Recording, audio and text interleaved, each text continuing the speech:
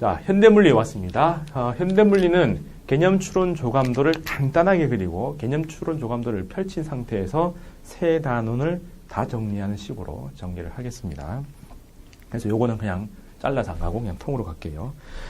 현대물리는 제가 생각했을 때는 물리학자들 혹은 물리 스님들의 욕심입니다. 절대 여러분들이 이해할 수 없는 영역이에요. 우리나라 사람들은 또 그런 영역을 도전하기 좋아하죠. 그래서 전 세계에서 아마도 인터스텔라를 좋아하는 사람들의 대다수가 우리나라 사람이에요. 그 영화가 돈 번 게 우리나라에서 전 세계에서 벌어들인 게 반인가? 그 정도로 우리나라에서 벌었다고 돼. 인터스텔라 됐다 복잡하잖아요? 이해하는 사람들이 별로 없을 겁니다. 하지만 뭔가요? 있어 보인다도 있죠. 그 다음에 굉장히 정확하게 만들었다고 하고 SF에서 그렇게 결론 내린 게 굉장히 특이하게 나온 거기는 합니다. 여튼 그 얘기들의 배경 지식에 해당하는 게 이 현대물리. 정확하게 얘기하면 1900년부터 시작한 새로운 패러다임으로 들어간 물리학을 배우는 겁니다. 절대 이해하기 힘들어요. 근데 지금 일어나는 모든 물리적 현상은 이 뉴턴적, 이때까지 우리가 배웠던 뉴턴적 물리학이 아니라 20세기 이후, 즉 1900년부터 플랑크의 양자 가설이 세워지고부터 쫙 발전한 양대축이죠. 거시로는 양자역학, 상대성 이론, 미시로는 양자역학, 이 두 축으로 쫙 넘어가는 거에서 지금 모든 얘기들이 나옵니다. 그래서 현대 물리학에서 나온 걸 이해는 해야 오늘날 쓰고 있는 이런 더구나 뭐 영화도 이해할 수 있다라는 것 때문에 막 집어넣는데 막 집어넣어요. 그래서 지금 2013년부터 바뀐 물리 2 교과서에 다 들어가 있습니다. 양자역학까지 들어가 있고요. 양자역학에다가 상대성 이론, 특수상대성, 일반 상대성까지 들어가서 중력 렌즈 형상도 막 나오고 난리가 납니다. 그래서 일선 현장에서 고등학교 교실에서 스님들이 포기합니다. 도저히 못하겠다. 애들이 먼저 포기하니까. 안 그래도 물리 2를 선택하는 사람이 2%가 채 안 되는데 이제는 1%가 채 안 되는 뭐 그 정도까지 갔죠. 그래서 이 얘기는 정확하게 뭔가를 여러분들이 알아라 이래서 만들어 놓은 게 아닙니다. 그 교과서에 저자들이 만들어 놓은 그 자습서나 교과 의도 이런 것들을 읽어보면 과학사적인 거예요. 역사적으로 어떤 맥락에서 어떻게 이 내용들을 전개했는가. 그래서 어려울 때 누가 나와서 왜 이런 얘기를 했냐지 어떻게 했냐 구체적으로 물어보지는 않습니다. 그리고 중력 렌즈를 구하라 이게 아니라 중력이 렌즈처럼 작동할 수도 있겠네 하는 걸 받아들이라는 거지요. 받아들이면 어떻게 돼요? 중력에 의해서 빛이 휩니다. 빛은 절대 휠 수 없는 거예요. 왜? 질량이 없으니까. 근데 이 빛이 휘어요? 그럼 뭐라고 합니까? 빛을 잡아당겼다고 할 수가 없기 때문에 공간이 휘었다. 공간이 휘었다는 게 말이 돼? 했는데 빛이 휘어지는 걸 보고 판단을 하는 거예요. 그래서 빛이 휘어져서 나온 결론은 안 보이는 놈들이 가려진 그 장애물을 넘어서 휘어져서 우리 눈으로 쫙 보니까 얘들 봉 떠 있는 것처럼 보이더라. 이게 중력 렌즈입니다. 그래서 이 영역은 고전 물리학에서 쭉 나오는 흐름에서 이제 막 균열이 막 생겨요. 하나의 그 강고한 패러다임이라고 하는 것들이 깨지면서 여러 가지 아노말리, 이해할 수 없는 현상들이 나오면서 그걸 풀어나가는 흐름이 20세기에 쫙 형성이 됩니다. 그때 어떤 일들이 있었는가를 우리는 그냥 과학사적으로, 역사적으로 이해하면 됩니다. 그래서 요거는 1시간 남으면 제가 1시간, 아니면 30분 남으면 30분 만에 끝낼 수 있는 영역이고, 여러분들도 그 정도 하면 돼요. 오늘 1시간 정도 남았으니까 새 챕터를 1시간 정도로 그냥 얘기를 하고 끝낼 겁니다. 자, 영역은 크게 두 가지예요. 20세기에 와서 인간이 찾아낸 그 새로운 사실들은 빛에 대한 얘기입니다. 빛의 이중성이죠. 빛을 입자로 볼 수도 있고 파동으로 볼 수도 있죠. 입자로 보는 사람의 대표가 뉴턴. 그 다음에 1700년대. 그 다음에 1800년대 넘어와서 아이고 글자가 좀 날라가네. 1800년 넘어서 파동으로 넘어가는 그의 대표적인 게 이제 프레넬 혹은 영, 젊은 놈이라고 번역할 수 있는 영, 이중슬립 이런 흐름이 왔고 맥스웰이 이제 파동성이 그려지죠. 그리고 1900년 맥스웰 1900년이고 1800년대 1900년대에 넘어가서 다시 플랑크가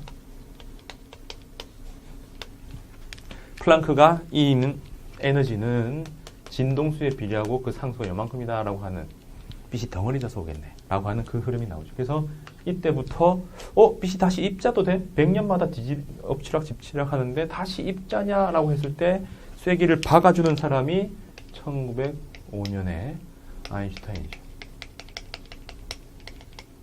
여기서는 상대성 이론하면 안 되고 광존 효과. 빛이 입자라서 땅 때리면서 그 한 개당 에너지가 아니라 한 개수로 해가지고 100은 뭐 100줄이든 200줄이든 에너지 상관하지 말고 한 개당 전자 한 개씩 통통 튀어나오는 거예요. 에너지라면 연속적으로 쫙 가서 양으로 이렇게 성모했는데 이거는 개수로 해가지고 한 덩어리가 오면 한 덩어리가 전자로 변신한다. 그래서 빛이 있는데 전자가 튀어나온다라고 하는 1800년도부터 발견이 됐지만 해석을 못해서 다 적혀놨던, 이거는 잘못 관찰한 거야.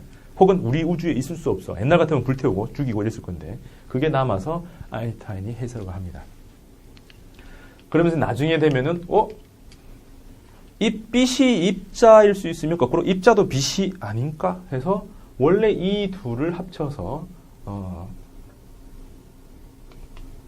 람다분의 H 이런 걸 만들어요. 그래서 요 얘기를 더 집어넣어서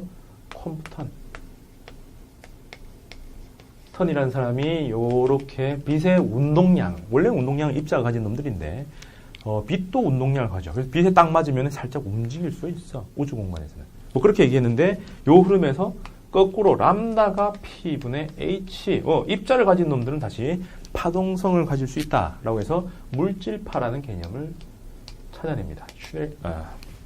뭐지 이 사람이? 드브로이. 예. 그래서 드브로이가 원래는 전장에서 싸우러 나갔다가 원래 전쟁에서 덜덜덜 떨면서 막 저기 어디 오나 했는데 하늘 보면서 별빛을 생각하면서 이제 물리학을 생각하죠. 미쳤죠 완전. 그러다가 이 생각을 해놓고 나는 집에 가서 논문 써야 돼 해가지고 논문에 대한 갈구로 집에 전쟁이 돌아와서 박사 논문 써서 통과돼서 이게 역사에 남습니다. 그래서 이렇게 물질파로 나타낼 수 있다라고 해서 이제 이게 나중에 양자역학으로, 양자역학은 여러 버전이 있는데 양자역학 중에서 슈레딩거가 만들어낸 양자역학, 물질파, 파동방정식으로 이제 입자를 생각해낸 뭐 그 흐름까지 갔죠.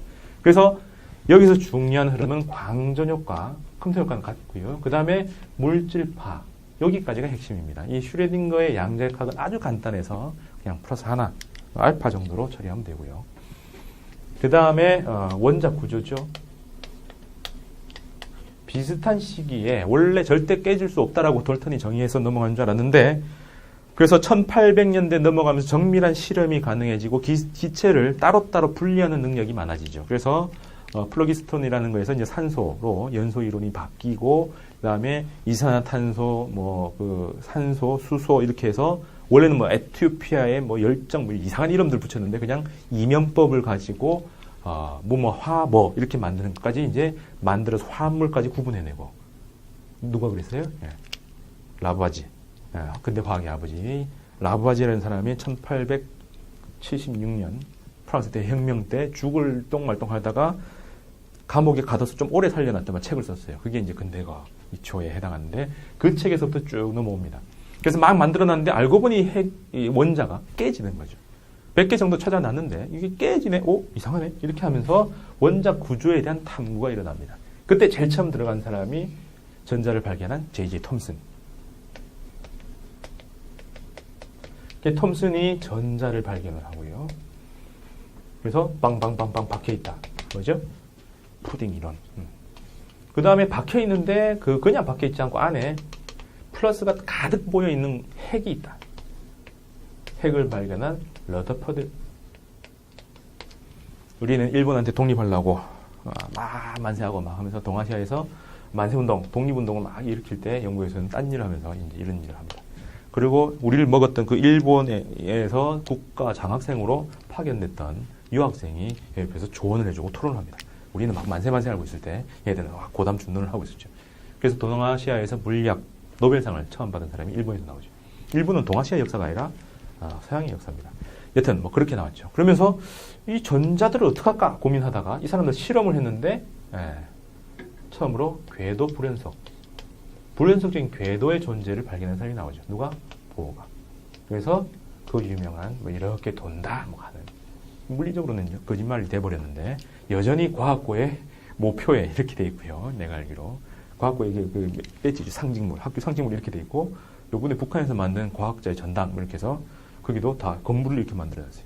거짓인데, 잘못됐는데, 여전히 제일 섹시한 모양인 것 같아요. 핵주위를 전자가 돈다. 그럼 여기까지 할 때 이 보어가 그나마 시험에 나올 수 있는 아주 구체적이 나오는 계산거리가 있는 그런 값들입니다. 나머지들은 왜 나왔는지만 알려드리죠. 여기까지 끝났는데, 고등학교 과정이 끝났는데, 여기서 다시 보어가 틀렸다고 나옵니다. 왜 틀려요? 얘들의 한계와 모순이 한꺼번에 들어가요. 한계는 수소밖에 안 돼요. 나머지 아무것도 안 됩니다. 모순이 중요한데, 불확정성의 원리. 뭐죠? 하이젠베르크. 뭘 위치를 확정할 수가 없느냐면, 값이 아니고요. 오차입니다. 위치를 정확하게 오차를 줄이는 거와 그 오차와 운동하는 정도, 운동량의 오차가 적당한 값보다 크게 같아야 돼요. 우주에서 제일 작은 상수가 플랑크 상수인데 보통 양자역학을 전개하다 보면은 요게 많이 나와요. 그래서 요걸 하바라고 씁니다. 어쨌든 적당한 값보다 크다라는 게 이게 0이 될 수가 없는 거예요. 위치를 정확하게, 즉 오차가 제로가 되게 하면 운동량은 오차가 무한대가 돼버립니다. 거꾸로 요만큼에 있다라고 하면은 위치, 운동량이 또 그만큼 해서 요 가로 세로의 넓이에 해당하겠죠. 그래서 X축, 그 다음에 P축 이렇게 놓고 요 박스를 최소로 만들 수가 없는 거예요. 그럼 그 안에 들어가면 확장할 수가 없는. 그 안이 근데 원자 세개가 됩니다. 그래서 이제는 이런 궤도도 있긴 하지만 오비탈이라는 얘기가 나오죠. 그래서 전자구름, 양자역학적으로 여기서 이제 빌려와서 파동처럼 해서 확률로 계산을 하는데 오비탈을 해서 확률적으로 얼마 이상 되는 것 해서 S 오비탈, P 오비탈 배우죠. 물리에서 여기까지 그럼 오비탈로 하면 돼! 라고 해놓고 화학생과 유기학생들이 이제 열심히 오비탈 막 따져가면서 뭐 결합이 어떻고 뭐 P 결합 뭐 난리가 나죠. 우리는 잘하고 있네 하고 우리는 큰 얘기합니다. 여기까지가 큰 덩어리죠. 그럼 궤도가 원자 구조가 어떻게 발전해 들어가느냐? 이 정도는 상식적으로 그냥 연결만 시키고 요게 핵심이고요. 전 단계. 그 다음에 빛이 입자인 이유죠. 우리는 빛과 파동을 배웠기 때문에 빛이 파동성인 이유는 다 배웠습니다. 어디서 나왔어요? 반사굴절은 이 수준에서 다 했고 전반사 분산 다 했고 그 다음에 회절 간섭 평광 현상이 여기서 나왔어요. 전자기 파도 여기서 나옵니다.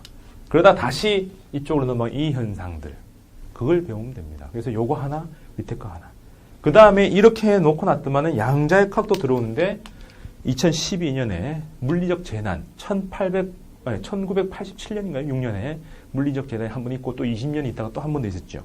체르노빌, 소련에서의 체르노빌에서 핵이 빵 폭발해서 그 원자 먼지들이, 쓰레기들이 동아시아로 쫙 퍼집니다. 눈에 안 보이고 맛도 없고 아무것도 없어요. 근데 우리 몸을 깔아먹죠. 그것도 장기간 동안. 그 스트론듐이 이제 칼슘을 대체하면서 뼈부터 이렇게 녹이고 몸에 들어오면 절대 안 빠지는 중금속이죠. 그 다음에 후죽구지면서 또 빵 터집니다. 체르노빌은 그래도 터졌을 때 위에다가 시멘트라도 부어서 그 안에서는 계속 끓고 있지만은 밖으로 많이 안 나오게. 당일날 터졌지만은 많이 안 나오고 있는데 여러분들이 잊고 있겠지만은 지금 이 순간에도 바닷물로 어마어마한 방사능 물질들이 배출되고 있습니다. 아직 지금 4년, 5년 지났는데 아직도 그대로예요.